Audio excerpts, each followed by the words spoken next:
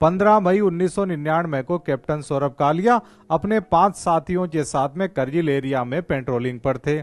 जब वह बजरंग पोस्ट पर पहुंचे तो उन्होंने देखा कि इस भारतीय पोस्ट पर तो पाकिस्तानी सैनिकों ने कब्जा जमा रखा है।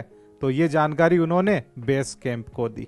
उस जमाने के अंदर बर्फबारी के दौरान भारतीय सैनिक ऊंची पोस्टों से निचले इलाकों में आ जाया करते थे और जब बर्फबारी खत्म होती तो वापस अपनी पोस्टों पे चले जाया करते थे। उसी दौरान बजरंग पोस्ट पर बैठे पाकिस्तानी सैनिकों ने भी कैप्टन सौरभ कालिया को देख लिया। दोनों ओर से गोलीबारी चालू हो जाती है। कैप्टन की गोलियां खत्म हो गई तो इन्होंने बेस कैंप से सहायता मांगी कि रीएनफोर्समेंट भेजो, हमारी गोलियां खत्म हो चुकी है और यहाँ पे पाकिस्तानी सैनिकों ने कब्जा जमा लिया है। लेकिन तभी पाकिस्तानी रेंजर्स आते हैं, इनको घेर लेते हैं और इनको और इनके साथियों को बंधक बना लिया जाता है।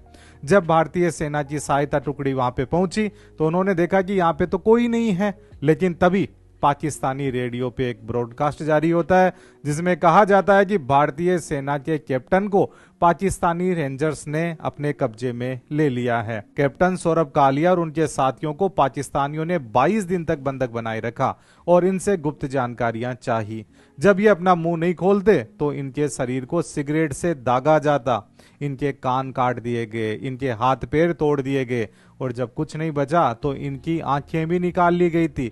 बाद में इनकी जीभ भी काट दी गई और बाद में भी जानकारियां नहीं मिली तो इनके सर के अंदर गोली मार दी गई।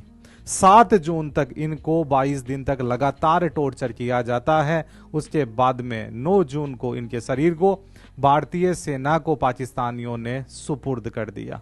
जिनेवा कन्वेंशन कहता है कि किसी भी बंधक सैनिक के साथ में किसी प्रकार की अमानवीय यातनाएं नहीं दी जाएगी। उनके पिता लगातार भारत सरकार से गुहार लगाते आ रहे हैं। संसद में भी सवाल खड़ा किया गया। भारत के सुप्रीम कोर्ट में भी याचिका लगाई गई कि जिनेवा कन्वेंशन के वायोलेशन के अंदर इन पाकिस्तानियों को दोषी माना जाए और उनको सजा दी जाए, तभी कैप्टन सौरभ कालिया के साथ में न्याय होगा।